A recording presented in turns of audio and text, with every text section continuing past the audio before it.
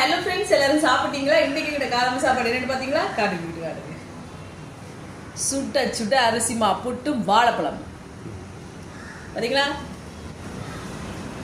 இப்படி எடுக்கணும் பாருங்க. தேங்காய் போட சாப்பிட்ற சுகமே ஒரு சுகம்தான், சூட்டோட. இப்படி எடுத்துட்டு ஊதணும். ஊதிட்டு